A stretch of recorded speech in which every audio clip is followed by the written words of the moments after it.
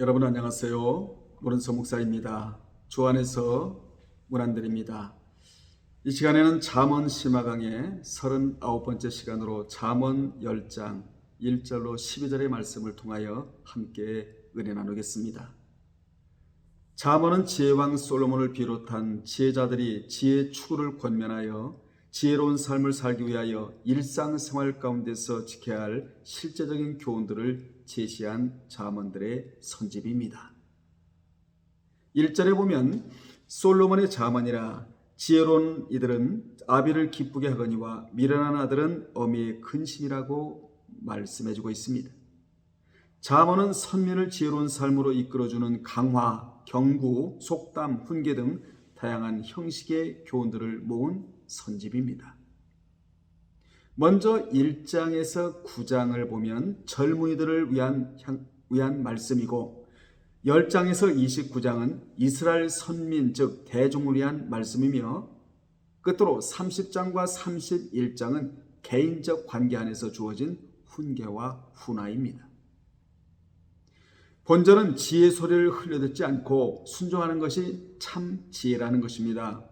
지금까지 솔로몬은 지혜를 배격하는 것 자체가 곧 악이라고 누차에 걸쳐서 경고했습니다. 그런데 여기 와서 지혜로운 아들은 아비를 기쁘게 하지만 미련한 아들은 어미의 근심이라고 말을 합니다. 그렇게 우리는 지혜 소리에 귀를 기울이고 그 소리에 순종하는 삶을 살아가야 합니다.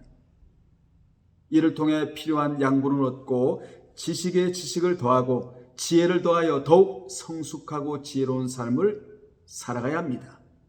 이것이 우리의 생명을 보존하는 길이며 우리의 삶을 존귀케 하는 길인 것입니다. 이같이 지혜는 영육에 유익이 되는 충분한 양분이 들어가 있는 것입니다. 2절에 보면 불의의 재물은 무익하여도 공의는 죽음에서 건지느니라 라고 말씀하고 있는데 본절은 인생의 의미는 소유의 많고 적음이 아닌 말씀을 지키고 행하는 데 있다는 교훈입니다. 본절의 불의의 재물이란 부정하게 획득한 재물을 의미하며 무익하여도는 아무런 유익이 없다는 것이며 종말론적으로 불행과 파멸에 처해진다는 의미를 함축하는 말입니다. 즉 하나님의 뜻에 합당치 않은 불법적인 수단을 통해 얻어진 재물은 당시에는 큰 유익을 가져다 주는 것처럼 보일지라도 그것은 일시적인 것이며 결국 하나님의 엄중한 심판의 대상이 된다는 사실을 말하는 것입니다. 반면 공의는 사람으로서 지켜야 할 도덕적인 의로움을 의미하는 말입니다. 즉 말씀에 가르치는 바에 순종하여 의롭고 정직한 삶을 사는 것을 말하고 있습니다. 그것이 사람을 죽음에서 건진다는 것은 거기에 삶의 의미가 있다는 것이며 종말론적으로 영생의 삶을 살게 된다는 의미가 함축되어 있습니다. 여기서 우리는 중요한 영적 교훈을 발견할 수가 있습니다. 그것은 인생의 진정한 의미와 가치는 얼마나 많은 소유를 얻고 손에 쥐느냐, 얼마나 많은 재산을 창고에 쌓아두느냐가 아니라 하나님의 뜻을 행함으로 의로운 삶을 사는 것에 있다는 것입니다. 그런데 오늘날 사람들은 불법을 행하기를 주저하지 않습니다. 그 이유가 무엇입니까? 법을 어기고 불의한 일을 할 때 오히려 많은 유익이 생긴다고 생각하기 때문입니다. 그런데 성경은 그렇게 말해주고 있지 않습니다. 선을 행하되 낙심하지 말지니 피곤하지 아니하는 때가 이름에 거두리라. 이렇게 우리에게 교훈해주고 있는 것입니다. 그들은 삶의 진정한 의미를 얼마나 많은 재물을 쌓아두느냐에 두고 있기 때문에 그들은 불법으로라도 물질을 얻으려고 한다는 것입니다. 그러나 이는 결국 그들로 참 생명의 삶, 의미 있고 가치 있고 온전한 삶을 사는 것과 멀어지게 할 뿐입니다. 삶다운 삶, 의미 있고 가치 있는 삶은 여기에 있지 않고 정직하고 진실하게 하나님의 법을 지켜 행하는 데 있다라는 교훈입니다. 오늘 말씀에서 솔로몬이 가르치는 바가 바로 그것입니다. 솔로몬은 불의한 자들이 악한 방법을 통해 소유한 재물을 무익한 것으로 규정하고 하나님의 말씀을 따라 살아가는 것이 세상 그 무엇과 비할 수 없는 생명을 소유하는 삶, 곧 죽음에서 건지고 영원한 행복과 생명을 얻게 하는 길임을 말해주고 있습니다. 잠깐의 유익을 위해 영원한 죽음과 파멸을 선택하는 사람만큼 어리석은 인생은 없습니다. 지금 당장은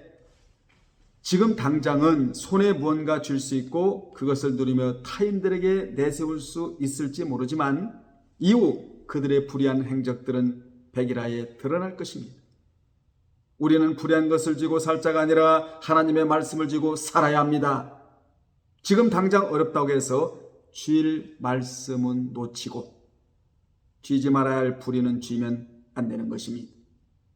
진정한 승리자의 반열에 오르려면 의로운 삶, 가치 있고 소중한 삶을 살았던 사람으로 기억되며 신실하신 하나님으로부터 인정받는 자가 되어야 합니다.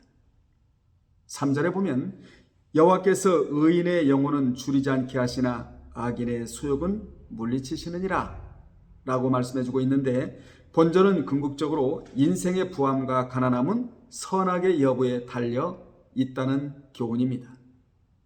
여기 악인의 소욕이란 아주 부정적인 의미로 심하게 탐하다라는 뜻입니다. 또한 물리치느니라 라는 말은 밀고 내던져서 쫓아버리다 라는 의미를 가지고 있습니다. 이를 통해 볼 때 본절은 2절에서 말씀한 불의의 재물의 무익함처럼 악인의 재물은 오래지 않아 필연적으로 상실될 것이며 그의 삶은 핍절게 될 것임을 말하고 있는 것입니다. 그렇습니다. 인생의 궁핍과 풍족함 여부는 궁극적으로 그가 하나님 앞에서 신전 의식을 가지고 의인인가 악인인가와 관계되어 있습니다. 우리가 하나님으로부터 축복을 받는 참된 비결, 부하고 형통한 삶을 누리는 궁극적인 비결은 정직과 공의를 행하는 의로운 생활에 있다라는 사실을 우리 모두 기억해야 될 줄로 믿습니다. 오늘 우리는 이 사실을 깊이 깨달아야 합니다. 하나님의 법을 붙잡고 의로운 삶을 살아갈 때 줄이지 않고 부족함이 없이 채워주시는 우리 하나님을 우리는 기억해야 됩니다. 이를 시편 34편 10절에 보면 젊은 사자는 궁핍하여 줄일지라도 여호와를 찾는 자는 모든 좋은 것에 부족함이 없으리로다 라고 정확한 답을 제시해주고 있습니다. 하나님은 말씀을 쥐고 의롭게 살아가는 자들에게는 부족함이 없이 채우시는 분이심을 우리는 알아야 됩니다. 4절에 보면 손을 게으르게 놀리는 자는 가난하게 되고 손이 부지런한 자는 부하게 되느니라 라고 우리를 일깨워 주시는 말씀이 4절에 기록이 되어 있습니다. 본절은 성도는 누구보다 부지런함과 성실함의 본을 보여야 한다는 교훈입니다. 원문에 보면 앞에 손은 주먹을 쥔 손의 상태를 나타내고 4절에 손이 두 가지가 나오지 않습니까? 앞에 손은 주먹을 쥔 손의 상태를 나타내고 뒤에 손은 펼쳐진 손의 상태를 나타냅니다. 앞에 주먹을 쥔 손은 근육이 이완되어 손이 오므라져 있는 상태로 아무 일도 하지 않고 그저 놀고 먹기에 급급한 인생의 결국은 가난이며, 반대로 근육이 팽팽히 긴장하여 활력을 가지고 끊임없이 움직이는 손을 가진 부지런한 사람의 결국은 부함에 있다는 말입니다. 이것은 하나님의 말씀 안에 있는 만고불변의 진리입니다. 여러분은 이 사실을 기억하고 축복을 위해, 미래를 위해 성실함과 부지런함으로 땀 흘리고 일하는 성도들이 되시기를 바랍니다. 목표한 바가 있고 소원하는 바가 있다면 그것을 이루기 위해 규모 있게 성실하게 노력하시기를 바랍니다. 이러한 삶의 자세, 신앙적 자세를 갖추고 그 결과를 하나님께 맡기고 기도하며 나아갈 때 신실하신 하나님께서는 우리에게 충만한 은혜와 축복을 허락하실 것입니다. 5절에 보면 여름에 거두는 자는 지혜로운 아들이나 추수 때에 자는 자는 부끄러움을 끼치는 아들이라고 말해주고 있습니다. 본절은 믿는 자의 게으름은 이미 약속된 축복과 은혜까지도 멀어지게 한다는 교훈이지요. 여기 여름은 본래 추수기를 가리킵니다. 즉 여기서는 부지런히 일하여 제철에 곧바로 추수하는 사람을 여름에 거두는 지혜로운 아들로 말하고 있는 것입니다. 반면 추수 때에 자는 자란 열심히 거둬야 할 때에 죽은 듯 깊이 잠들어 있는 사람을 말해주고 있습니다. 이는 단지 게을러 거두지 않는 자가 아니라 씨를 뿌리고 가꿔야 할 봄과 여름의 기회를 허비하여 이제 거두고 싶어도 거둘 수 없는 무능하고 무기력한 자를 지칭하는 말입니다. 이것이 바로 게으름의 대가인 것입니다. 성경의 게으른 자는 개미를 스승으로 두라는 말씀이 있듯이 게으름은 우리가 결코 가져서는 안 되는 삶의 태도임과 동시에 그 자체가 우리를 축복과 은혜로부터 멀어지게 하는 가장 무서운 저주입니다. 그러므로 우리는 게으름을 경계해야 합니다.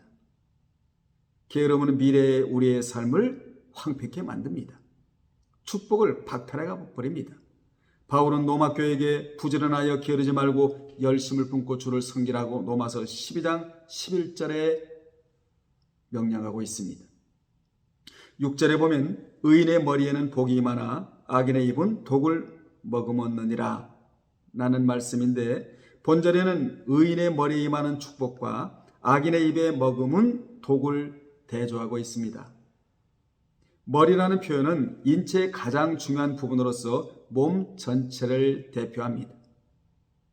따라서 이는 머리끝에서 발끝까지라는 의미로 의인의 삶의 모든 영역을 의미하는 그러한 말씀입니다.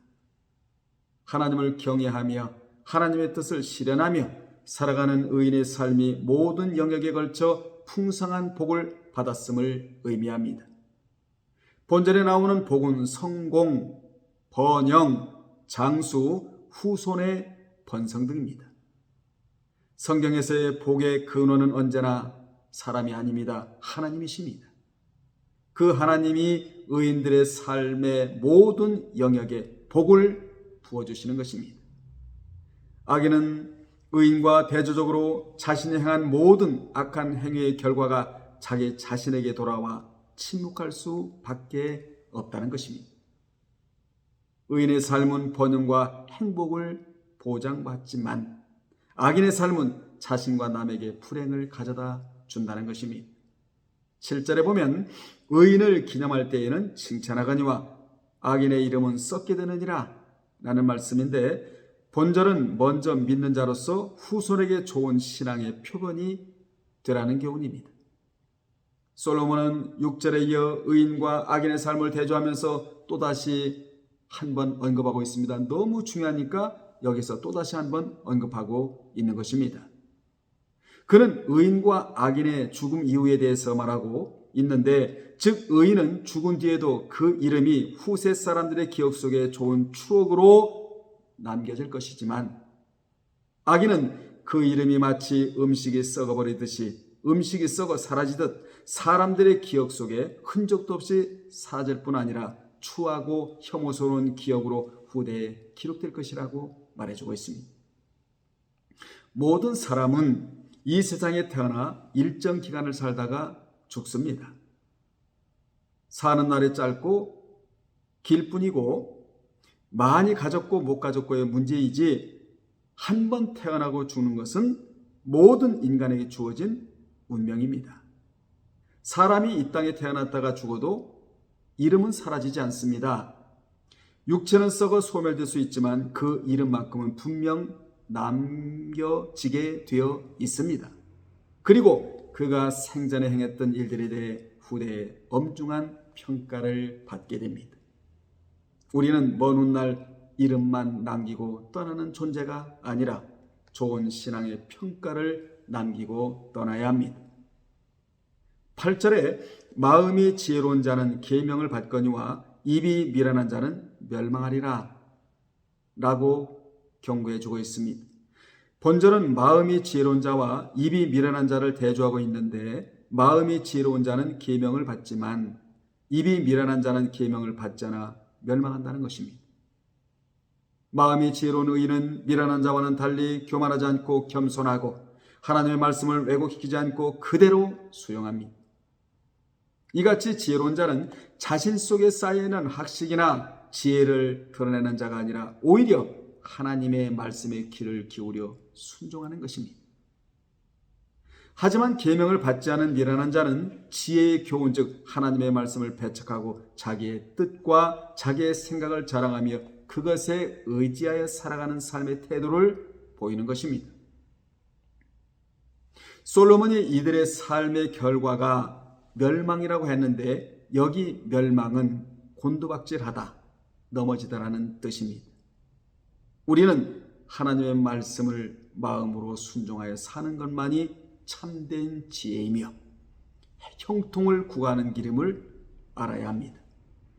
하나님 안에서 근근히, 즉 매우 힘들게 어렵사리 살아서는 안 됩니다. 우리는 넉넉하게 살아야 될 자들입니다. 그러기 위해서는 참된 지혜의 말씀을 늘 사모하고 순종하여 하나님께로부터 영육간의 복을 받고 살아가시는 여러분이 되셨으면 좋겠습니다. 9절에 보면 바른 길로 행하는 자는 걸음이 평안하려니와 굽은 길로 행하는 자는 드러나리라 라고 말씀하고 있습니다. 본절은 밝히 드러내어도 부끄러울 것 없는 정결한 자가 되어야 한다라는 교훈입니다. 여기 바른 길로 행하는 자는 누구에게 보여도 떳떳한 삶으로 고의적으로 자신을 숨기거나 은폐시킬 이유가 없는 사람을 의미합니다. 반대로 굽은 길로 행하는 자란 그들의 특성상 그들이 행한 일들이 남들 앞에 공개되기를 꺼려하고 은폐시키며 숨기려는 욕구가 강한 사람을 말하는데, 이러한 사람은 그들의 의지와는 상관없이 곧 드러나고 말 것임을 말씀하고 있는 것입니다. 곧 은밀하게 숨겨둔 그들의 죄상이 공공연하게 알려지고 노출되어 하나님과 사람들 앞에서 책망받고 수치를 당하게 되는 것이 그들의 운명임을 말씀하고 있는 것입니다. 예수 믿는 것은 바른 길로 행하여 평안하게 사는 것이지 굽은 길로 행하여 들통이 날까봐 불안 초작에 사는 것이 아닙니다. 인생은 옳은 길을 추구하게끔 지음받았습니다. 여러분은 어디에다 내어놓아도 부끄러울 것이 없는 복되고 아름다운 인생을 살아가시기를 바랍니다. 10절에 보면 눈짓하는 자는 근심을 끼치고 입이 미련한 자는 멸망하느니라 라고 기록이 되어 있는데, 본절은 하나님의 말씀을 떠나서 행하는 악인들의 행위는 아무런 유익을 가져오지 못하며 그 자신뿐만 아니라 함께하는 모든 이들에게 고통과 괴로움과 상처만을 가져다 줄 것임을 가르쳐주고 있습니다. 자신은 물론 이웃과 공동체까지 악영향을 끼친다는 교훈입니다. 11절에 보면 의인의 입은 생명의 샘이라도 악인의 입은 독을 머금었느니라 라고 기록하고 있는데, 본절은 말은 살리는 능력도 있지만 또한 죽이는 능력도 있다는 교훈입니다. 말이 살리기도 하고 죽이기도 한다는 것이죠. 말이 복록도 누리고 말이 가난하기도 만든다고 성경은 말씀해주고 있습니다. 지금까지 의인과 악인의 삶의 대조적인 결과에 대해 말했던 솔로몬은 이제 의인과 악인의 입조차도 생명과 죽음으로 명백히 구분된다고 말해주고 있습니다. 사람의 말은 기본적으로 그 마음에서부터 나옵니다. 그래서 예수님께서도 입에 들어가는 것이 사람을 더럽게 하는 것이 아니라 입에서 나오는 것이 사람을 더럽게 하는 것이라고 마태 15장 11절에서 제자들에게 말씀해 주셨던 것입니다. 이렇게 볼 때 의인은 기본적으로 의로운 심성에서 의로운 말들을 쏟아냅니다. 그들의 입에는 칭찬과 위로, 옳은 길로 인도하는 경책의 말들, 주위 사람들의 마음에 기쁨과 평안을 주는 유익한 말들로 가득 차 있습니다. 반면 악인은 기본적으로 악한 심성에서 비롯된 시기, 모함, 거짓말, 욕, 비웃음, 모욕과 같이 남에게 해를 입히는 독과 같은 말들을 쏟아부어 치명적인 상처를 입힙니다. 솔로몬은 이러한 말의 위력을 누구보다 더 알고 있었기에 이같이 강조하고 있는 것입니다. 교회에서 일어나는 문제의 대부분은 바로 말에서부터 시작이 됩니다. 이는 마치 작은 불꽃 하나가 많은 나무를 태우는 것처럼 사소한 말 한마디가 결국 교회에 치명적인 상처와 아픔을 주게 되는 것입니다. 솔로몬과 마찬가지로 말에 대한 위력을 잘 알고 있었던 야고보 선지자는 야고보 1장 26절에서 누구든지 스스로 경건하다 생각하며 자기 혀를 재갈먹이지 아니하고 자기 마음을 속이면 이 사람의 경건은 헛것이라고 지적했던 것입니다. 우리는 끊임없이 입의 언사들을 점검해야 합니다. 입의 습관을 고치고 마음의 습관을 고쳐야 합니다. 사실 입의 습관을 고치기 전에 먼저 마음의 습관부터 고쳐야 합니다. 왜냐하면 입은 마음의 심부름꾼이기 때문입니다. 눈도 마음의 심부름꾼이고 입도 마음의 심부름꾼이기에 마음이 잘못된 사람은 눈도 잘못되고 그리고 언어도 잘못될 수밖에 없는 것입니다. 올바른 말은 올바른 심령에서 비롯됩니다. 썩은 물을 내는 근원을 가지고서는 결코 좋은 물을 얻을 수 없듯이 먼저 마음의 정결함과 의로움과 거룩함으로 채우고 그 안에서 사람을 살리고 위로하며 힘을 주고 올바른 길로 인도하는 생명의 말들을 쏟아내야 합니다. 12절에 보면 미움은 다툼을 일으켜도 사랑은 모든 허물을 가리느니라 라고 12절에서 페리코프 한 단락을 여기서 결론 내려주고 있는데, 미움은 다툼을 일으켜도 사랑은 모든 분쟁과 다툼의 확실한 종지부를 짓게 합니다. 본전은 너무도 유명한 말씀으로 일반 사람들 입에서도 흔히 회자되는 말씀입니다. 솔로몬은 미움과 사랑을 서로 대조시키면서 그것이 각각 어떤 결과를 가져오는지 분명히 밝히고 있습니다. 즉 미움은 다툼을 가져오지만 사랑은 모든 허물조차 가려준다고 말하고 있습니다. 미움은 싸움과 갈등을 초래하지만 사랑은 모든 허물을 덮는답니다. 역사 속에서 일어난 모든 전쟁과 싸움은 바로 미움에서 시작되었고 그렇게 시작된 싸움이 수많은 희생자들을 양산하였던 것입니다. 미움은 인간관계에 있어서 해악입니다. 결론 내리겠습니다. 미움은 다투는 것의 원인이 되고 사랑은 모든 허물을 가려줄 수 있는 보자기와 덮개가 됩니다. 사도 베드로도 이 말씀을 베드로전서 4장 8절에 인용하여 무엇보다도 열심으로 서로 사랑할지니 사랑은 허다한 죄를 덮느니라 라고 권면해주고 있습니다. 사랑은 행복의 원인이 되고 미움은 불행의 씨앗이 됩니다. 미움은 불행을 일으키고 행복은 사랑이 시작되는 것입니다. 모든 일에는 원인이 있고 그에 따른 결과가 있기 마련입니다. 미움이 다툼과 분열을 가져오고 사랑이 화합과 용서를 가져오듯이 모든 우매자의 인생은 결국 패망과 수치이며 사람들의 멸시와 조속거리가 될 수밖에 없습니다. 그러나 참 지혜를 가지고 의로운 삶을 견지하는 인생이라면 충실한 열매를 거두는 복되고 평안한 인생을 살아가게 될 것입니다. 여러분은 성공자가 되시기를 원하십니까? 하나님의 지혜에 의지하여 살아가십시오. 그래야 인생의 추수기를 맞이할 수 있게 되는 것입니다. 다음에 또 전해드리겠습니다. 주님 안에서 평안하십시오. 할렐루야.